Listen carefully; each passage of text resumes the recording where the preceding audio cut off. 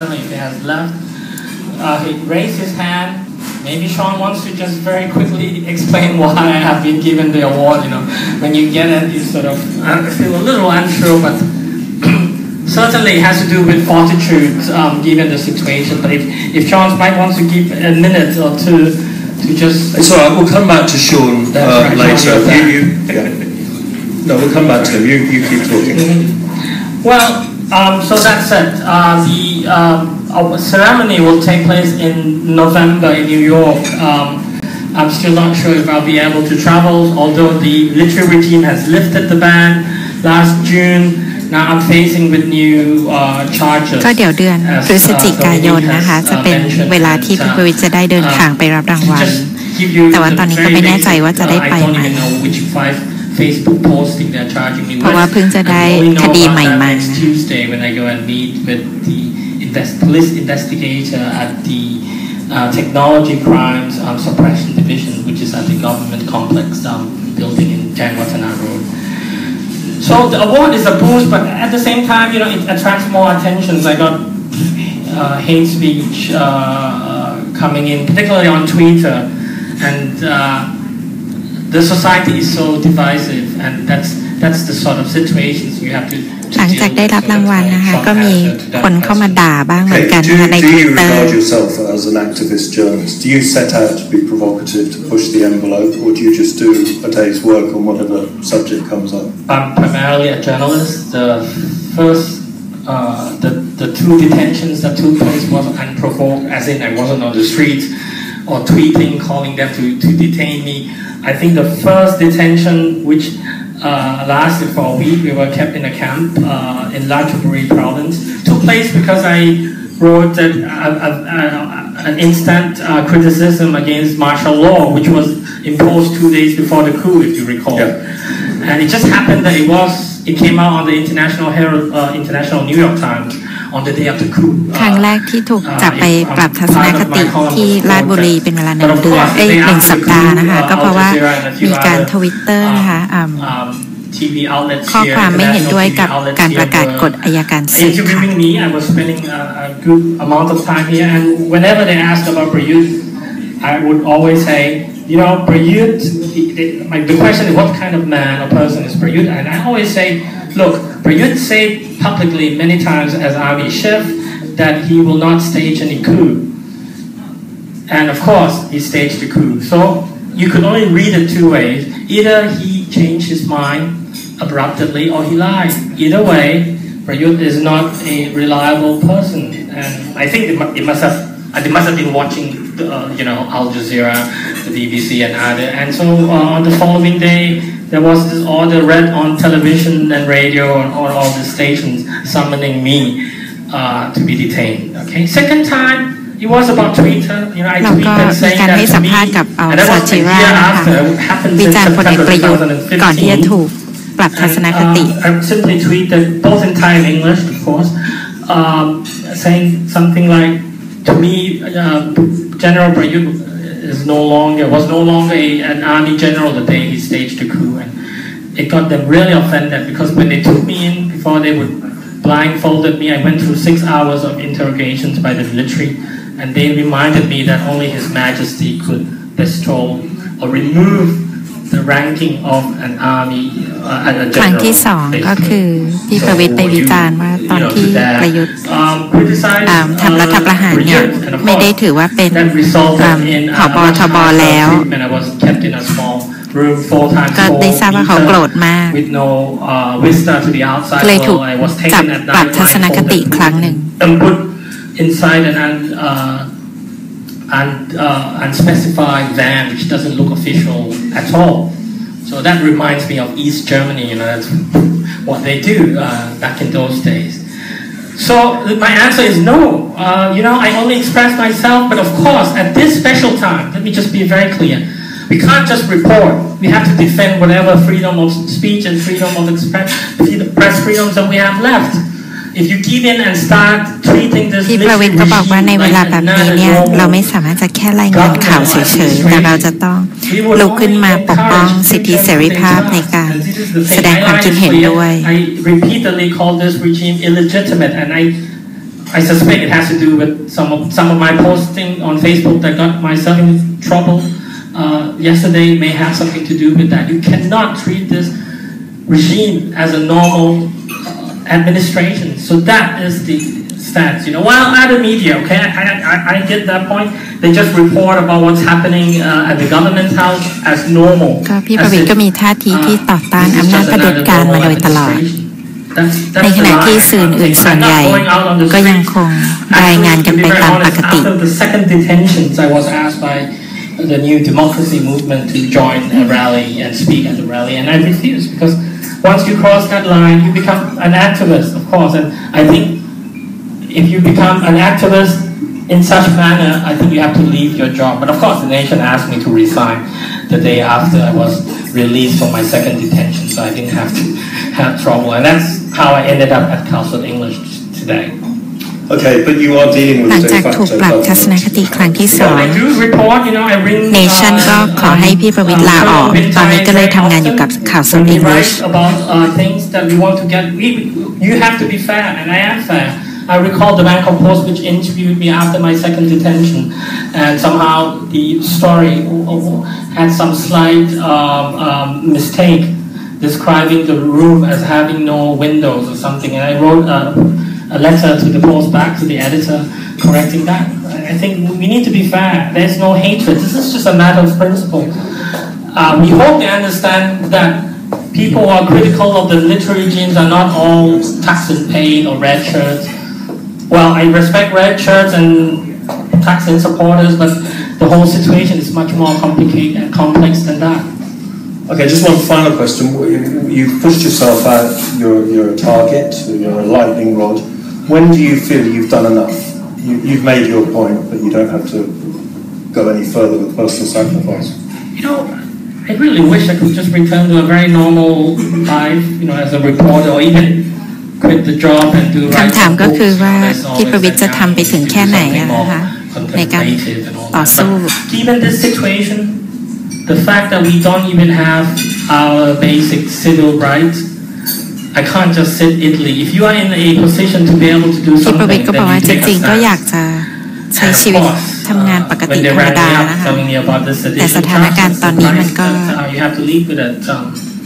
เรายังถูกละเมิดอยู่ Okay, now I think we've got Maria Ressa speaking. Maria, can you hear me now? Yes, you can. Can we hear you? Can you make a noise? Can't hear you.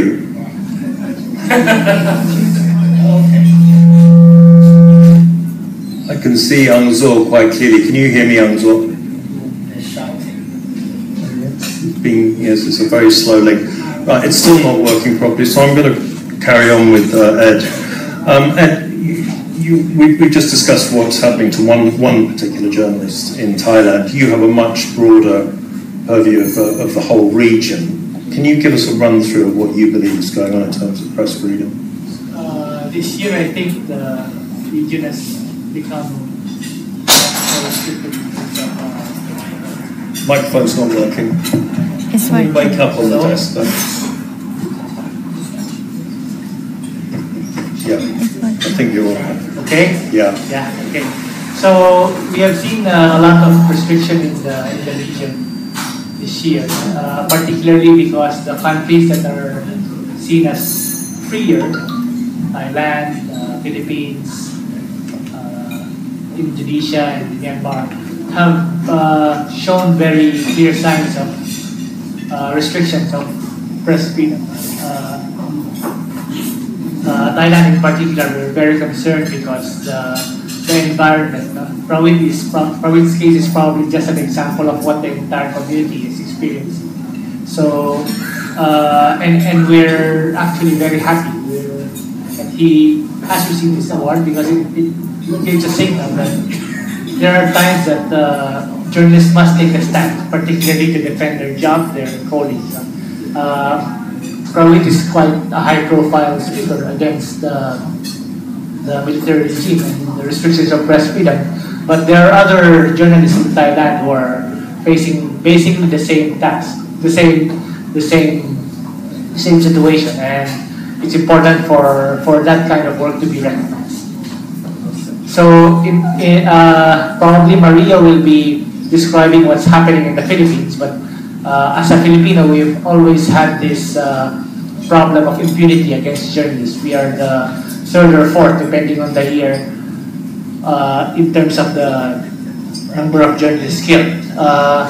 Under President Duterte, there have been less journalists killed, 2 maybe, or 3 since he came to power, but the threats that the journalists have been receiving for reporting what the government is doing about the drug war is really unprecedented.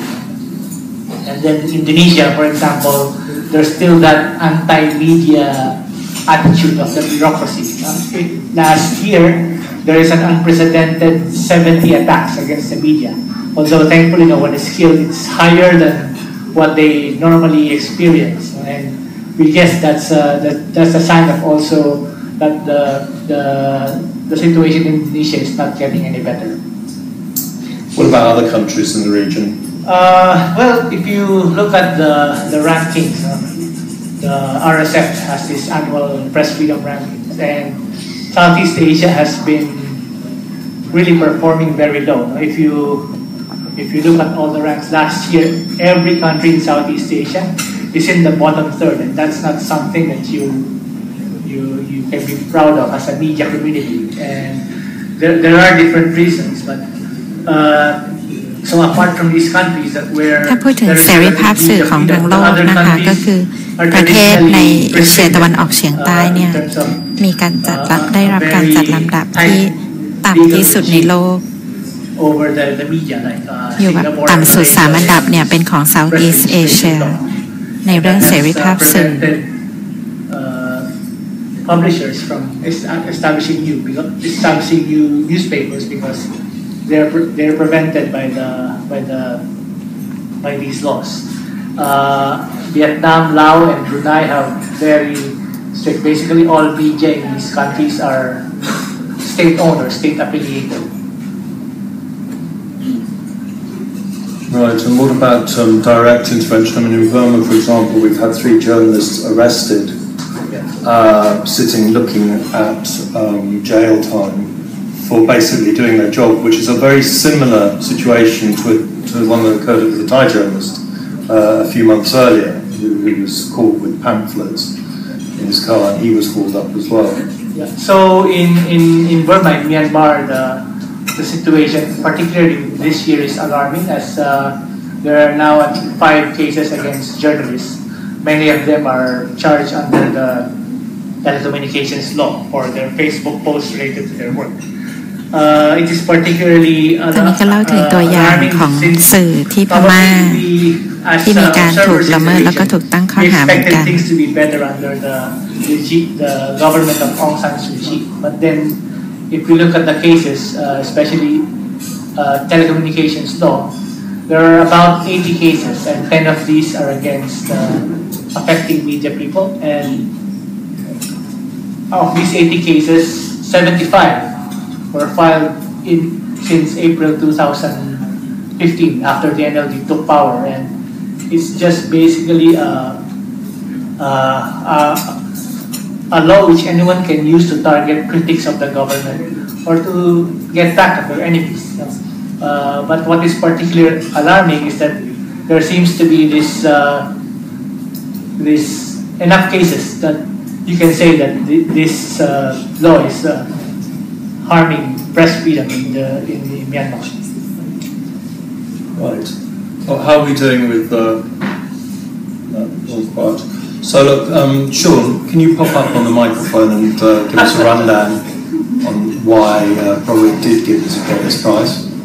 ตอนนี้เดี๋ยวก็จะมีตัวแทนจากองค์กรที่ให้รางวัลกับพี่ประวิตรนะคะอธิบายว่าทำไมถึงได้ตัดสินใจมอบรางวัลให้ประวิตรโรจนพฤกษ์ Ring Chai, is the microphone on?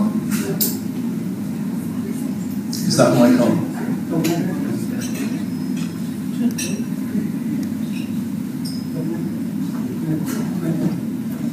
Yes. It's good now. Yeah. Okay. Every year, well, I guess I should say it openly.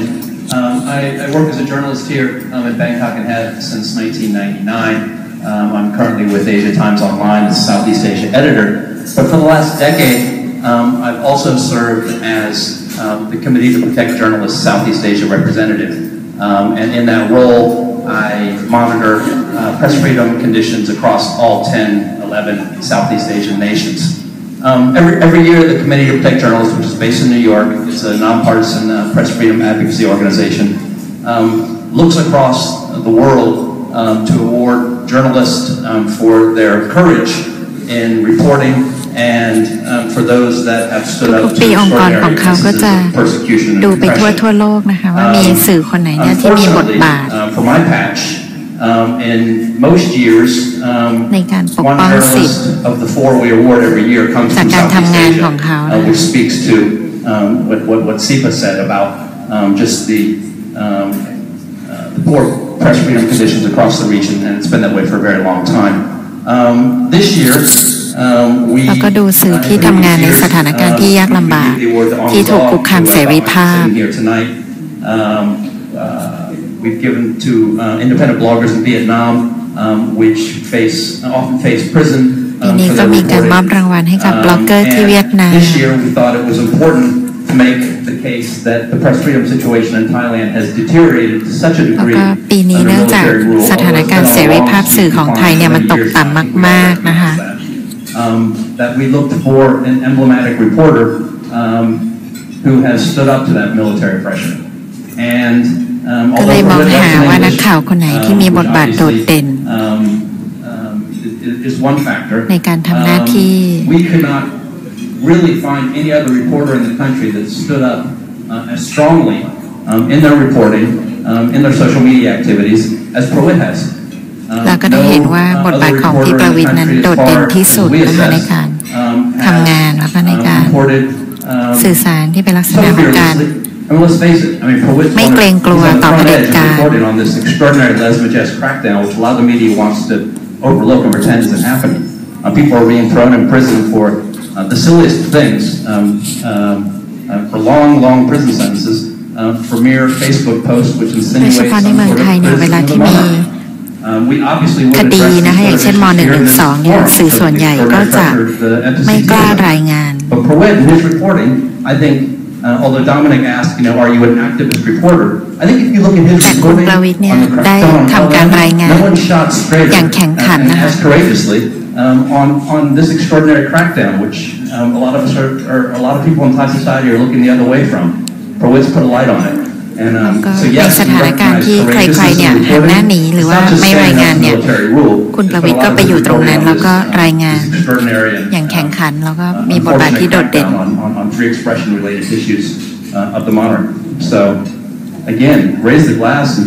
นั่นก็คือเหตุผลนะคะที่ได้ตัดสินใจมอบรางวัลให้กับคุณประวิตรค่ะ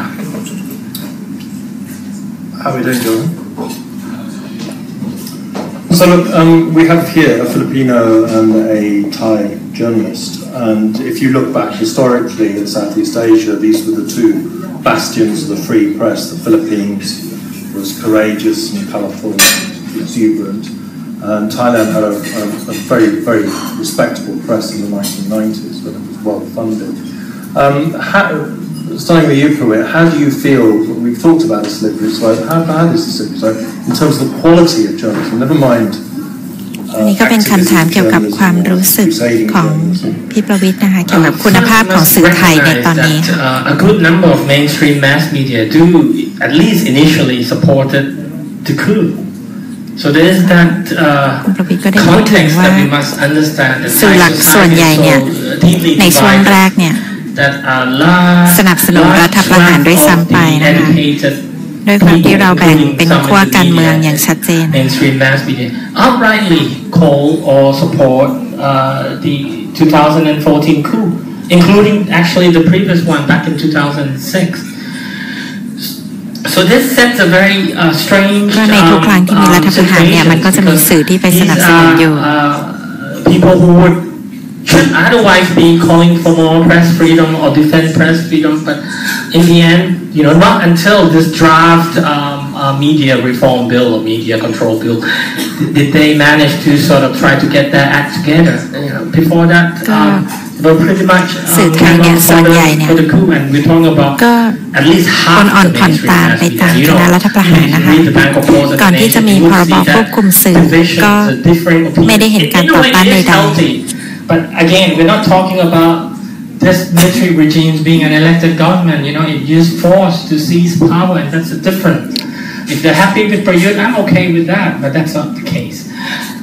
However, if we throw the arrow back in time much further, and we look at the time and the Thai media under strongmen like Field Marshal Sarit Thanarat, that's back in the 1560s, we would realize that the situation was much worse. Okay, now I'm trying to be nice to Prayut, am I? You know, journalists were literally thrown in prison and kept there for many months. เล่าย้อนไปถึงประวัติศาสตร์ในช่วง Politicians were executed using absolute power. Back then it used to be known as Article 17. Now it's Article 44. And actually, Article 44 was inspired by Article 17. So what I am saying is that despite all the difficulties and even despite the horrible charges that are being lashed against me, I still think that we have evolved, and we're not going back to the 1950s or the 60s. Probably we are taking a lot of back steps, you know, compared to the 90s. But that's just one side of the equation. You can't defend press freedom when the public are not respectful or appreciative of freedom of the press and freedom of expression. And again, we see that sort of divide within Thai society. A big chunk of educated Thais defending the less majestic law. เสรีภาพสื่อได้ถ้าเกิดว่าสาธารณชนไม่ได้เห็นคุณค่าของเสรีภาพสื่อ Just leave the country, and then after they've left the country, then they change their mind. Maybe Prayut wants them back to be prosecuted. So actually, we don't know what's happening. But we have to not just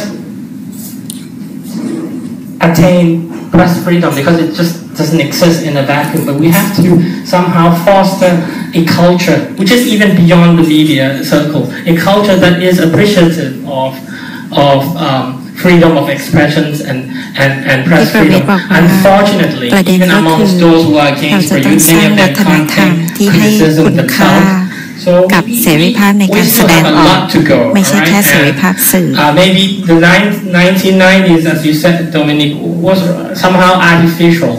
Okay, the monarchy institution wasn't at a time when it would need to crack down, you know, in where there would be a need to crack down on a lot of dissents. Okay, that things come as His Majesty, the late King ages, and there were more. You know, noises being made about the institution. So it comes with time, and we know what context we are, right? Now we are under Rama the 10. What I'm going to say is that we are now dealing with what I would describe as less majestic plus or LM plus or 112 plus, which means there's an even greater level of self-censorship amongst the mainstream mass media and fear amongst the people. And yet, there's this social media, which is uncontrollable. You know, you read the reports about Prayut wanting to send people to convince YouTube or Facebook to somehow get rid of remarks that are particularly against the monarchy institution, but that's a failure. So we're dealing with this new platform, which somehow bypassed the mainstream mass media, both Thai and English, which consistently censored itself. I do have to censor myself. A tough choice to make when it comes to reporting about the monarchy institution, because if you want to say something beyond that, probably you can only get away if you would take a one-way ticket. And a few have taken a one-way ticket. As we all know, at least 2 Thais have been announced by the military regime as being persona non grata. อย่างไรก็ดีมันก็มีการเซ็นเซอร์ตัวเองอยู่นะคะโดยเฉพาะในการวิพากษ์วิจารณ์สถาบันหรือว่าการสื่อสารที่สุ่มเสี่ยงกับม.112 นะคะใครที่อยากจะพูดเนี่ยก็อาจจะต้องซื้อตั๋วเที่ยวเดียวออกไปนอกประเทศเลยอย่างเช่นอาจารย์สมศักดิ์แล้วก็อาจารย์ประวิน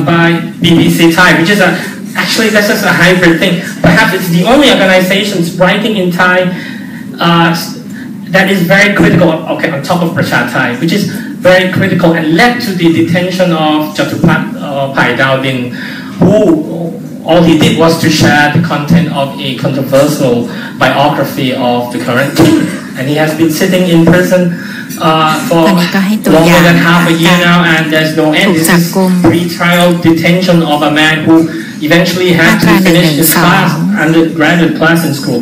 So the 112 the military regimes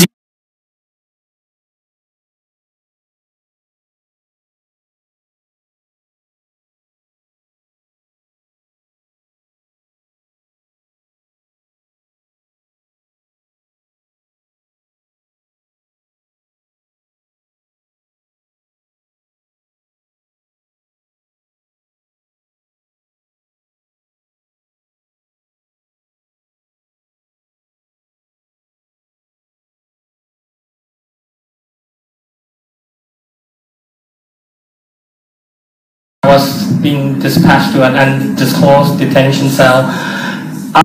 One of the colonels told me, look, Rawit, if it was 20 to 30 years ago, there would be just a few thousand people reading what you write. Because it would just be on YouTube. But now when you tweet, when you post something on Facebook, it just goes viral and they just don't know how to deal with it. ว่าแต่ก่อนเนี้ยเวลารายงานข่าวอาจจะมีคนอ่านสัก1,000-2,000 คนแต่ว่าเดี๋ยวนี้พอส่ง Twitter ออกไปแล้วเนี่ยไม่รู้คนจะได้อ่านกี่คนมันควบคุมไม่ได้แล้วเขาก็ไม่รู้ว่าจะจัดการกับมันยังไง My smartphone away, of course. Well, you can buy a new one whenever you have, and it's cheap. As we speak, some on social media is Facebook living what we are speaking to the Thai audience with some not simultaneous but occasional translation. So this is how far Thailand has evolved in this part of the center, and they don't quite know what to do with this social media and all this talk, which is unheard of, prior to the era of social media. And we all know Thai, like Filipino, they are very addicted to social media. Facebook is really big here. Just like in the Philippines, Twitter is growing rapidly.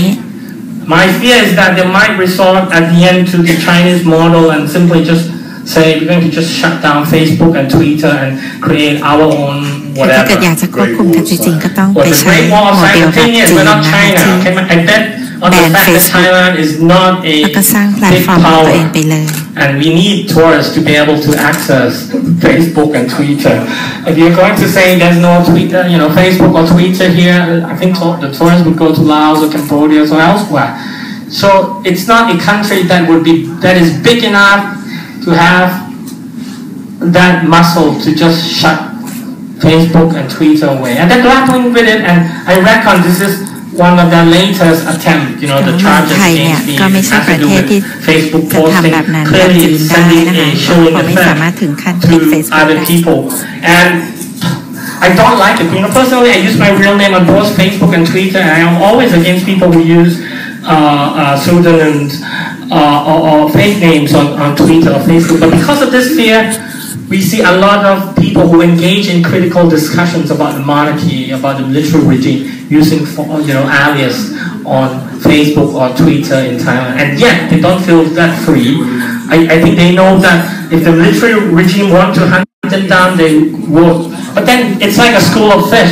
People who read posting by Somsak, which is unfortunately in Thai, almost without exception in Thai. They're just many. Thai was amongst how many people? I think thousands who shared BBC Thai posting about the king's biography. And of course, they pick the big fish or any figure that they believe would, as in what the Thai say, would be like an act that would slaughter a chicken in front of a monkey, and the monkey should learn the lesson and be quiet. That's good stuff. Ricardo, going back to the Philippines, what is your perception of the way things have changed in the last 20 years vis-a-vis press freedom? Well, the Philippines is, as one of our board members would say, a rambunctious press environment. And there's literally, we are the only country in the region that doesn't have a press law to protect or curtail press freedom, and that is quite a very vibrant scene if you're familiar with what happens in the Philippines. And I guess the other side of that is the constant, like we have 5 to 6 journalists a year being killed, 152 since 1986, since Marcos was ousted. And that presents a very real threat to journalists, especially those in the rural areas, particularly the radio journalists. This year, however, as I had said earlier, the threat to the media has changed in terms of killing. They're wordless. In fairness to President Rodrigo Duterte, he established another task force to address the media killings. But on the other hand, journalists who have been reporting about human rights criticism of the regime's drug war and reporting on the drug war have been subject to unprecedented threats, like death threats, rape threats. It's really nothing like we have seen before. Unfortunately, it hasn't spilled over to actual physical violence. But then that's a very, say, insidious situation that it normalizes criticism of the media and lumps them and is basically against independent reporting on the drug war. Right, but the situation you're describing where people are intimidated, vigilantes, and what we're seeing with the drug murders where we don't know who's doing the killing, that is a very different situation. Is the government connected to that kind of intimidation of the media, or is it business interests, or what? Well, from our observation, we have seen the continuation of, because Duterte's his victory is attributed to a very successful social media campaign, which is partly really popular and partly created, manufactured in terms of bots, and so this social media campaign has continued even beyond the campaign, and there's an indication that it's still being it's partly manufactured, but the real danger to this is that people who wouldn't ordinarily be making death threats to other people are doing so now just to show their support to the presidency. So I guess it needs to be studied how this is happening more clearly. I hope we are able to get Maria Ressa, because the Rappler is at the receiving end of one of the most vicious campaigns, particularly the journalists for their reports on the extrajudicial killings. On that note, Jonathan, do we have... it's not in. Are we going to get her or not? No. Well, have you wiped it? You're trying for Anzoy? All right, on that note, we have a microphone in the middle of the room, so there are lots of people who'd like to contribute and ask a question. Please join us.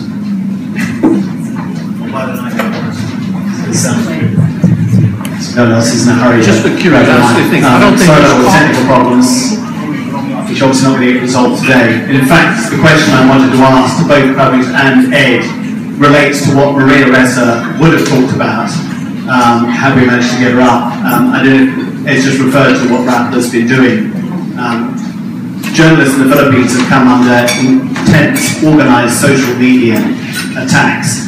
Now, Pravesh talked today a lot about the way that he uses social media for getting the message out. And in Thailand, social media has been a way in which information has been spread very effectively that the government can't control. And attempts for the government to control it have been quite ineffective. In the Philippines, we're seeing something else, which is a very effective use of social media actually to harass established media, some ways challenging them on justified grounds that the established media have always been part of business conglomerates and have vested interests. But there are massive numbers of fake news accounts in the Philippines. There's a huge amount of manipulation, and certainly the pressure that Maria, I know, has been subject to has been very, very intense. And I want your own views on how you see social media being used, because obviously in the United States and in Europe, particularly in the US with Trump, we've seen social media become quite a negative force in terms of just the dissemination of false information. Are we also seeing that in other parts of Southeast Asia outside of the Philippines? Thanks, Jonathan. I hope that we will not abandon social media to the worst of the users. You know, it's relatively new. It's full of hate speech, but that's not the only side of social media. You know, the color-coded hate speech continues more than 3 years after the coup. If anyone could read Thai, just follow a few sample big Twitter user on both sides and you will see that. Having said that, as I have mentioned earlier, this is a new public sphere, a place of hope that perhaps we could reasonably learn from the other, exchange views. Somehow, it's still a project in the making, but I am still hopeful. My stand is I do not block people of different views, okay? If someone reminded that I may have accidentally blocked, then I unblock. I try to learn from them, even from their hate speech. You understand the sort of paranoia and fear some of these people have against Thaksin or Yingluck or those who think differently about the less majestic law, for example. So let us not give up social media to the trolls, okay? And try to be very calm and measured in blocking. Otherwise, blocking others who think differently. Otherwise, we ended up in a ghetto. Facebook is a good example of people only friending people who think alike, and they ended up in their own world with stuck with different views of Thailand. All right. So this is the challenge. The context of Thai society in which social media is increasingly part of, because everyone carries, smartphones and they keep on checking their Facebook or Twitter every now and then, and I'm a bit guilty of that. But we just have to learn to cultivate this tolerance and respect for different views, and this would be the foundation for the respect for press freedom. I can't see any other way. It is a cause for hope. Of course, it's like a knife. You can use it for good or bad. It depends on how you use it, and hopefully we will be able to learn to exchange civilly, accept different view, and not get too angry about people who think differently about Prayut, about monarchy, or about Yingluck. Thank you.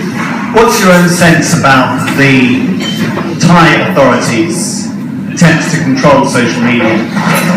As I said, they are very alarmed. Both detentions partly has to do with social media. They talked about it. Actually, during the first detention, one colonel said, while I was in the camp in Ratchaburi, we have learned all the mistakes of the previous coup. So this time it will be different. It was a reference to the 2006 coup. And I told him, almost automatically, I'm sorry, there's one thing you could have never prepared yourself for, and that's social media. Okay, for issues like the monarchy institution, social media have surpassed the mainstream mass media, or even rendered the mainstream mass media to becoming increasingly irrelevant. Of course, there's all fake news and all this false information on social media. But my point is, I think we just have to learn to be mature and to know how to use it wisely. The answer is not in blocking them. They are very concerned. They don't know what to do, Jonathan. They try to talk to Google, to Facebook, and there've been news report about that. And of course, it's been unsuccessful, all right? And that's their cause for concern. So they arrest. What's interesting is that in the Philippines, Duterte has successfully harnessed social media to actually disable his opponents. Is it odd that the Thai authorities don't seem to be able to do that? Perhaps it's a function of being a military government. We haven't seen that level of sophisticated social media manipulation here. Don't tell that to Prayut. He might go to Manila to learn something from Duterte. Thank you. Well, maybe you could give us some tips. Yeah, Prayut should be teaching us all lessons about how to use social media properly. But I guess that point about Jonathan, some sectors have used social media more effectively than others, and often using dubious means, like the employment of bots. You see that generation of support and likes and echoing of messages of the main social media commanders, for example, to support Duterte. So there is that, but as SIPA, what we are really concerned is that, as we alluded to, the governments across the region have reacted to this phenomenon, which presents very good possibilities in terms of citizens' participation, with extreme paranoia. What we have seen in the past maybe 5 years is the translation of restrictions, free speech restrictions, offline to online. So you now have defamation, you now have Desmages, you now have Computer Crimes Act, which are not really about technical crimes, but really enabling the authorities to punish what is expressed over social media, and that's really very concerning. In Thailand, for example, what we are really very concerned about is the comprehensive approach of the regime to control media, broadcast media, social media, and mainstream media, to push back what the Thai public has taken for granted in the past maybe 20-25 years of media. And new laws are being set up that enable any power that be to use against critics, and that's really very something that we should be concerned about. Just before Tony comes, how many followers do you have on Facebook? I started with Twitter, so with Twitter it's 34k, almost 35 now, so 34.9. On Facebook, I believe something like 24,000. So it is quite big, but it's not the circulation of the nation yet.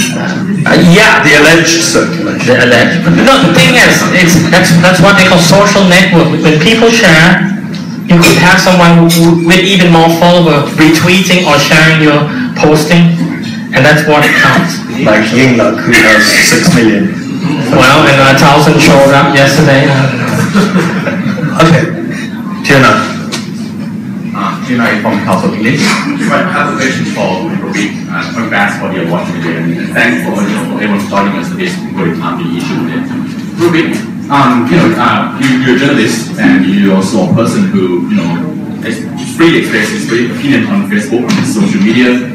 As you said, well, how do you reconcile the two roles? When you work in journalism, a profession that some say requires you to be sort of like impartial agents, detached, from the political stage and all that. And on the other hand, you're also very passionate, person to speak about these issues on social media. I understand there's debates going on right now, especially after the Trump victory in the US.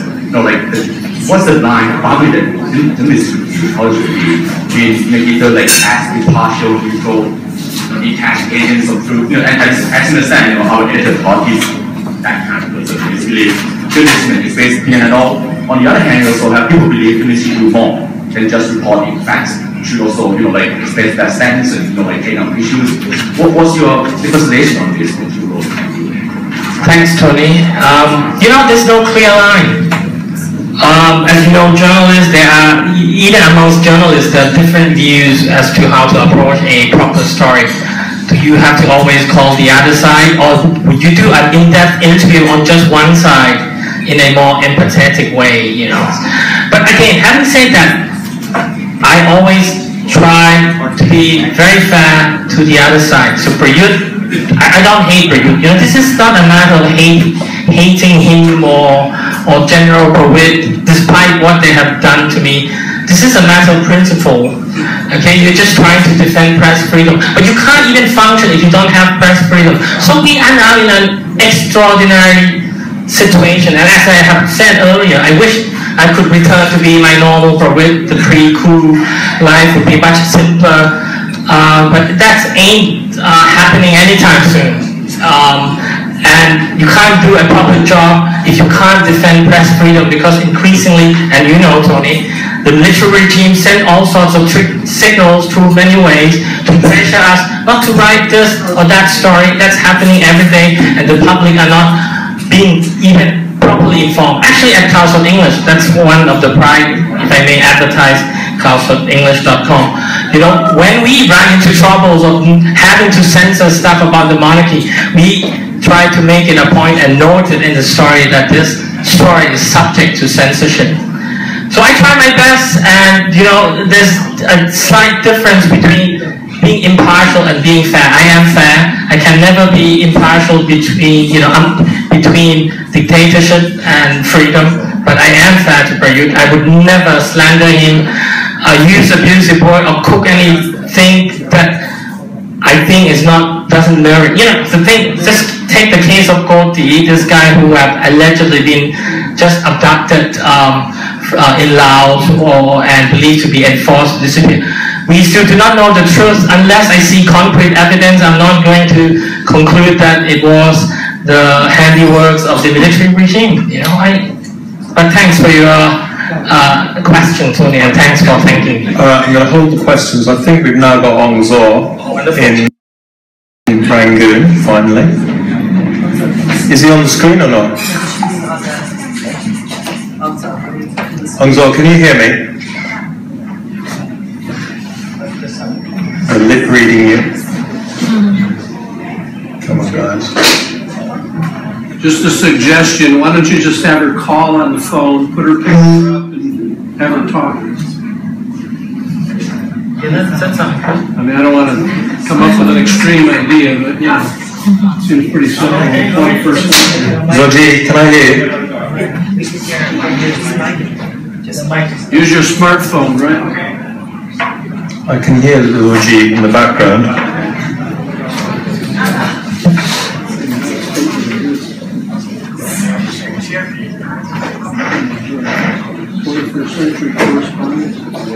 This isn't it amazing? This is the press club. We know all about technology. Stupid smartphone and call up, put a picture up and tell us, say what you want.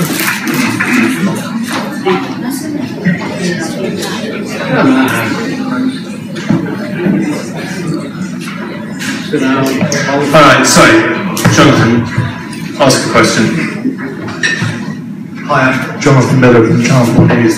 It's not so much a question. I think I share everyone's disappointment in not being able to see Ong Zaw or Maria Ressa tonight yet. But I wanted to just share my experience briefly of having worked in the Philippines quite a lot this year and been up and down between Manila and Davao, and talk to you about what Maria Ressa's publication, Rappler, has done. In the President's State of the Nation address just last week, he name-checked Rappler and a television station called ABS-CBN. And this is part of his own intimidation against the media. He sort of took a sideswipe at them, and in fact wrongly said that Rappler was foreign-owned, which was apparently his issue with them. But Rappler has been incredibly brave in its reporting.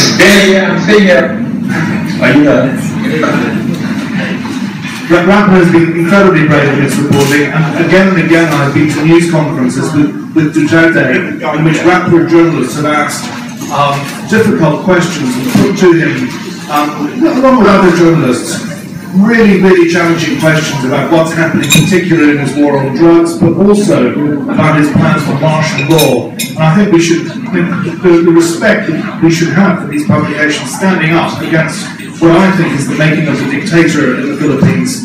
It knows no bounds. This is a culture where if you travel to Davao, where there is a seemingly healthy press, this is the president's home city, of which he was mayor for 23 years.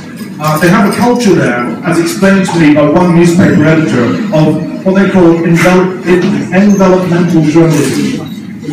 By this he meant little brown envelopes, which are passed to journalists to buy their loyalty. This has worked in Duterte, in Davao, through the 2 decades of war in which he ruled with an iron fist and ran death squads and kept the press quiet. he is now replicating exactly what he did in Davao as president. The press there in Manila, nationwide, is under threat like never before. And while you're right in saying that they haven't killed journalists over the past year, I sense that the noose is tightening.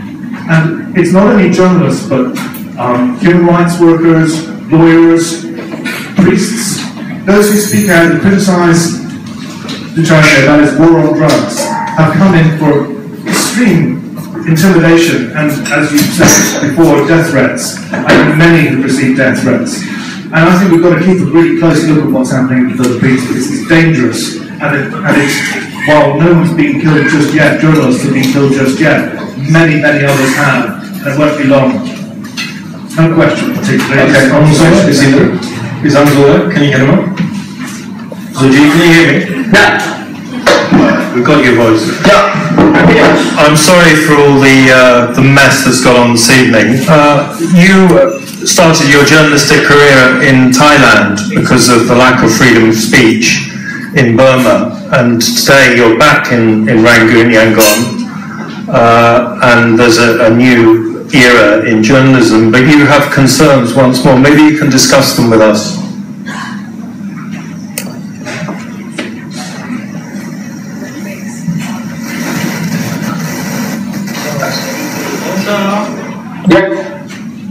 Did he hear anything I said? You can't go on like this. Okay, he didn't. Can we have questions, please? Questions from the floor? There he is, but I don't think he can hear us. Hi, thanks. Hi, I'm Lisa from NFK. I have a question for P. Pravit. Like, as a young journalist, and I look up to you and a lot of other journalists who have been writing against the junta and the National Justice law. So, my question is, how far would you go to discuss about the junta and National Justice, and what advice we have for young journalists who wish to make changes in Thailand? So the question is, what advice would you give a young journalist who wants to bring change to Thailand? Yeah, and also how far would you go to discuss about the issue? I think he's answered that pretty much, but what would be your advice to a young journalist? First of all, if you see journalism more than a job, a vocation, a calling, then I think you're in a good state. Okay? You need to have a higher goal. But when I say need, it's either exists or doesn't exist, okay? If journalism is just another job, I'm doubtful if you become great 10 or 20 years down the road. But if you fully love it, okay, at least if you really love it, keep focused. I would wish to see more Thai journalists at least develop an expertise in at least one area. They have to be a jack of all trades. And I think also is back. Should I? Okay, also, please. Anzo, can you hear us now? Anzo, Zoji, it's Dominic. Not so clear. Alright, we can hear you, so you just tell us what the situation is in Rangoon at the moment. I've already introduced you, so just tell us what's going on there. Situation now in Rangoon with India. Well, thank you. Can you all hear me? Yes. Yes. Bravo. Sorry that I couldn't be there in person. Well, I think I would like to congratulate Pravit. I think I want to also say that we're on the same boat, perhaps, now. Because if you look at Thailand, last 20 years, it served as a beacon of hope for press freedom and democracy, where we used to live and operate from Thailand and inform what is going on, what was going on in Myanmar and Burma. And now it seems to be the space is getting tight, we're being squeezed, and we will go back to we were allowed to go back to Burma. There was a happy days 5 years ago, but that day is gone. Now is the old days of climate of fear, uncertainty. self-censorship, all things has been, I think, coming back to us, I think, unfortunately. And as you have seen that our reporter and two reporters from Democratic Party of Burma, they have been prevented because of they were in a conflict zone. They were just doing their jobs, reporting a conflict situation as a normal journalist, reporter jobs as you do everywhere in Iraq, Afghanistan, or Thailand, or South Thailand, wherever you are, in Vietnam, or in Philippines, or Indonesia, or Malaysia. But they've been prevented with the charge with the Unlawful Association Act, which was practiced under the British, and it was Draconian Act, which had been, attempted to arrest the people who would be deemed to be suspect or collaborator to the other side.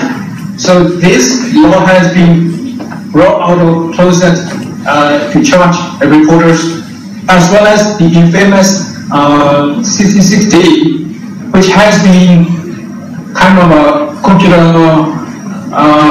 crimes act, like in Thailand, but now it has been used in Thailand, in Myanmar, in Burma, to arrest and detain and active reporters, and journalists, and editor.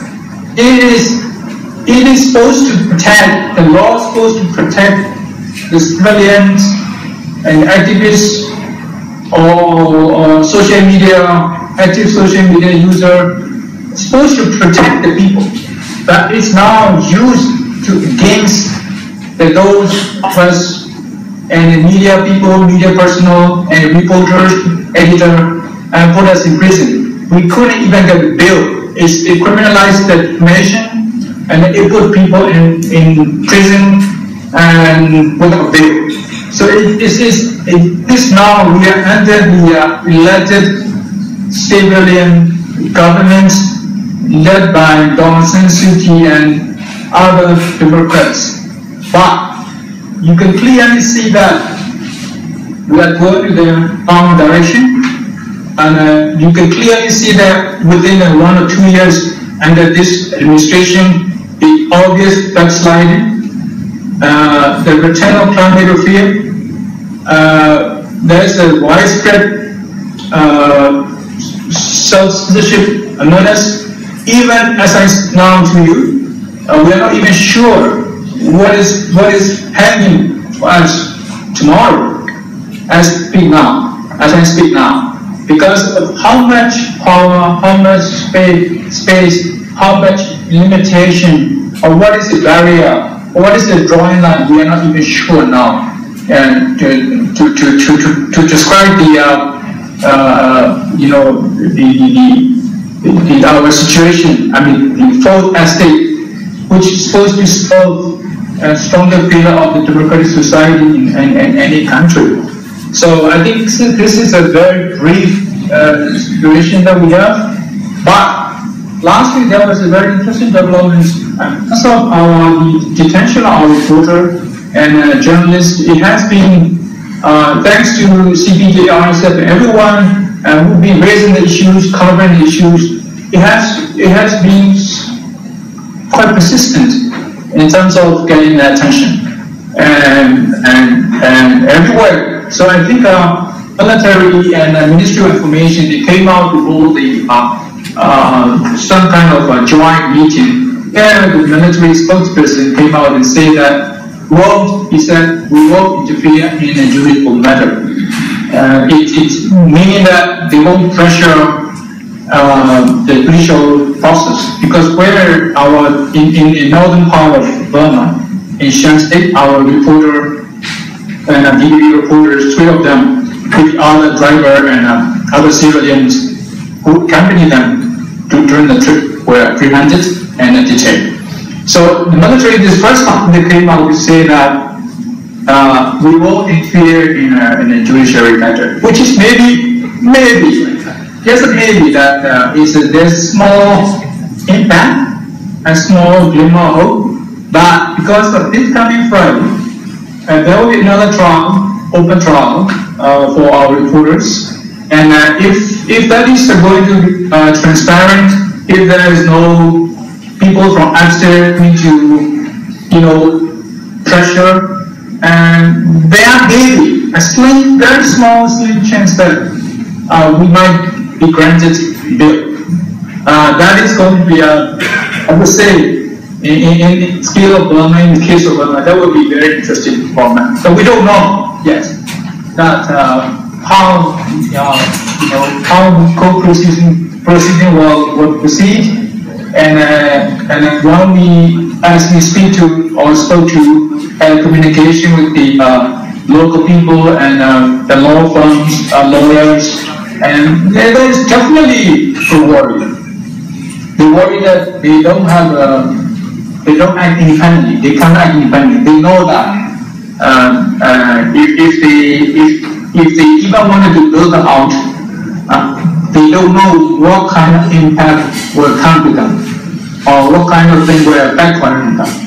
And also to keep in mind that this area, in northern part, there has been ongoing conflict.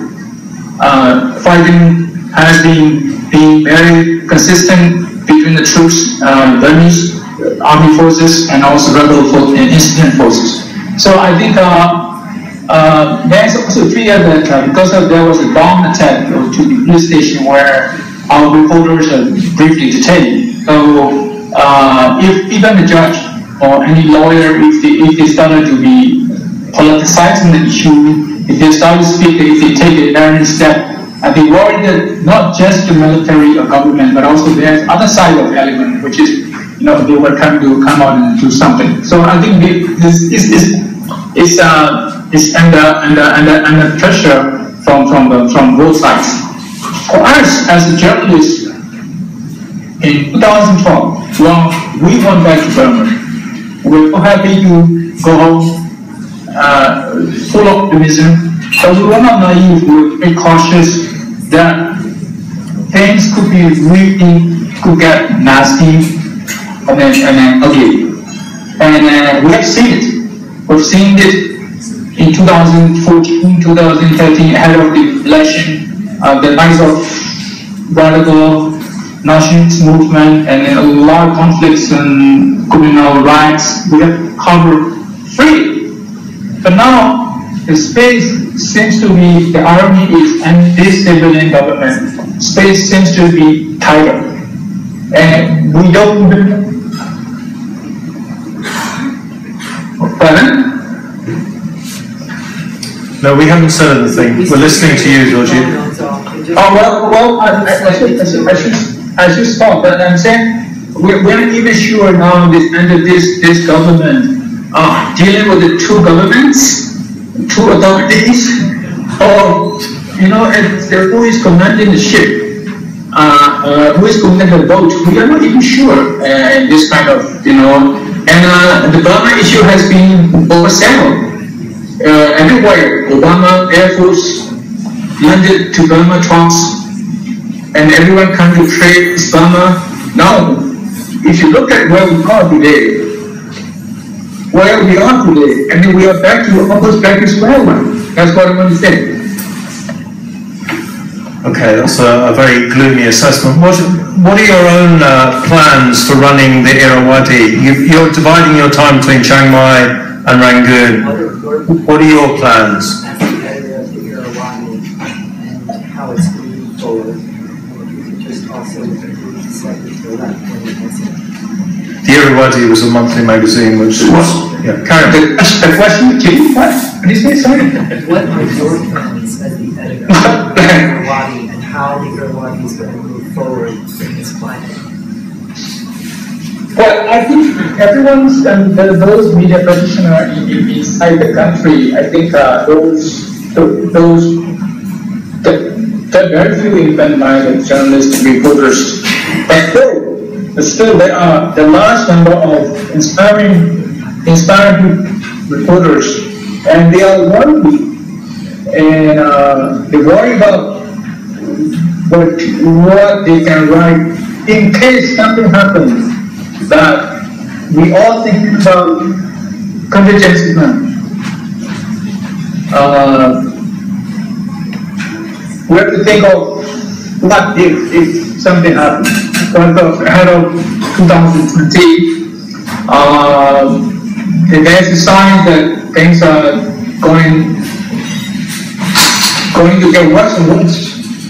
And if you look around the region, if you look around once, the country that used to be speaking up under the Trump administration, what is happening over there is that, every day, every night, you switch on the TV, you look at the clowns in the CNN. So I think you can see that everywhere it seems things are going really upside down. Okay, it's too strenuous to do a Q&A. Also, thank you very much for talking to us. I'm sorry it was so troublesome. I want to go back to this model between journalism and social media because we're always chasing our tails on this.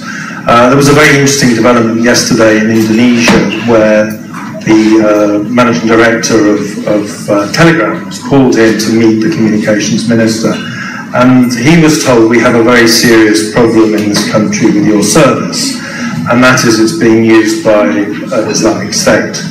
And they were particularly concerned about something called supergroups, which gives you the facility to talk to 10,000 people. And this chap, Pavel, I think his name is, was quite obliging, and he said, well, yes, we'll do something about it in the public areas. But what we can't do anything about is the encrypted communications, which is what social media is really all about. So this is all the people talking to each other in private conversations that none of us have any idea about. In Thailand, we have Telegram, but it's Line that is the big feeder, and there's just huge amounts of material going around about us, about you, about Jonathan, about Prayut, about everybody. Everybody's a victim. What do you say though to a government that has a very legitimate concern about terrorism?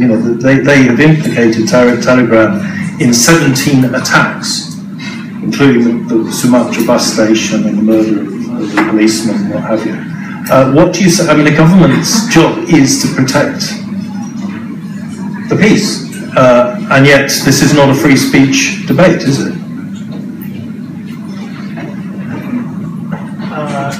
It is unfortunate that the Indonesian government has stated that it will be curtailing Telegram, although they have seemed to be backtracking a bit. They didn't curtail it. For a total ban, so they just threatened and then. Our worry is that this security concern, which is very legitimate in certain contexts, is being conflated with the public's access and use of these technologies, which provides a sort of protection against state monitoring and surveillance. We suggest that the work it should be done separately. The police work to curtail against terrorists should be improved, and it should. That's the thing. It's inherent in the technology that this can be used, but to conflate the need for privacy and the protection against surveillance with the police concern about the use of terrorist groups is quite dangerous. Correct. Well, I think security issues need to also be accountable to the public, or at least there should be a proper check and balance that it will not be abused. The anti-junta movement here, I mean, some people are wondering to what extent they could check our phone conversation, for example. I don't know about that, but in terms of the location, I could tell you for sure, because when they took me in for the second time around, before they let me go after day 3, one of the general asked me what I was doing at 2 locations, and clearly they could only have learned about it from tracing the phone. All right. In this sort of situation where the government is not really accountable to anyone, and there's no check and balance, we have a rubber stamp parliament, the police totally under the military regime. I would be very concerned. But again, technology change, this is an evolving thing. There will always be debate about privacy and concern for security. Sadly, we all know the Thai military is a state within a state. Even before the coup, it has always been for many decades. Even during elected administrations. And we could see that from the fact that any elected administrations are always very sensitive when it comes to military reshuffle, or the fact that in Thailand the power traditionally rests not on the supreme commander but the army chief. So this says a lot about the situation. So I'm very concerned. We are seeing more security issues being entrenched within the military, taken away from other bodies, and this is a concern. But again, Thailand doesn't have that serious IS issues as yet, or at least compared to countries like Indonesia or the Philippines. So for here, I think there are more concerns about wanting to know what people talk about the king on social media. Are there any questions? I don't want to get to... Oh, sorry, there was a question. So, just a quick question, a technical one. You mentioned Telegram and Line. VPN generally, how safe is it and how secure is it in, say, the Philippines, Burma and Thailand? How much can we rely on it, or how much are they breaking into it? I know from being in China, it was frequently they break into it, it'd fail, and then the VPN provider would get onto my computer and sort it out again. How much can we rely on it? Techie question. I'm not a technical person, but I guess what we are concerned as Filipinos is that our president's spokesman has repeatedly said, if you're a law-abiding citizen, then you shouldn't be concerned about martial law. And that's precisely the danger of this how for example, the opening up encrypted channels of communication and the attack on civil liberties are related. No? If you're normalizing surveillance, if you're normalizing human rights violations, curtailing of free speech, you're sending a signal that things are not open to debate, and that undermines the whole democratic system that people have fought for to establish. And it's really there's no way to how do you say that? Well, I'll just stop there. If you were talking about lèse-majesté, I don't want to get too wrapped up in the lèse-majesté debate, but if you go back over the century, the Thai law of lèse-majesté is the most extreme since the German Empire, the Kaiser, entered the 19th century. Even not quite as extreme as what was seen in Japan in the Second World War. Now, if you go back to Germany at that time, I think they ended up with something like 6,000 people in jail for crimes of lèse-majesté, and suddenly the whole thing just collapsed. It became completely unmanageable, and the Kaiser released them all. Am I correct? The German cultural attaché is wobbling. But anyway, basically it was just abandoned. We're moving into a period of celebrations and special events. And in Thailand there's a tradition of amnesties and pardons and other things. Have you heard anything on the grapevine that there may be something in the offing to diffuse this situation where you have people being accused of slandering kings who didn't exist and that kind of thing? There's always a speculations about this, but again, this is a royal prerogative, and so I'm not really in a position to say beyond the fact that there is some expectation and speculation as well.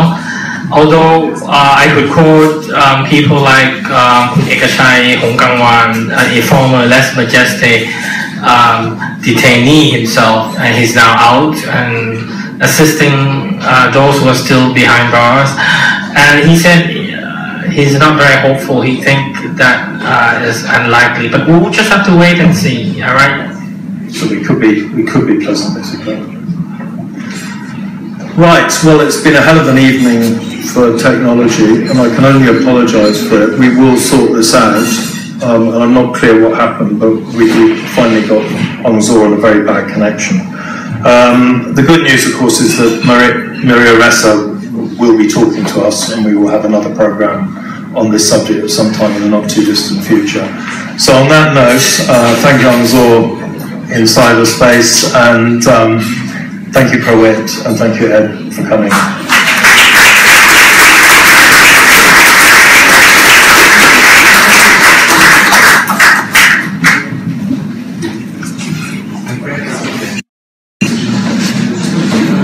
Okay, เดี๋ยวอีกสักครู่หนึ่งจะกลับมาคุยกับพี่ประวิตรในไลฟ์ถัด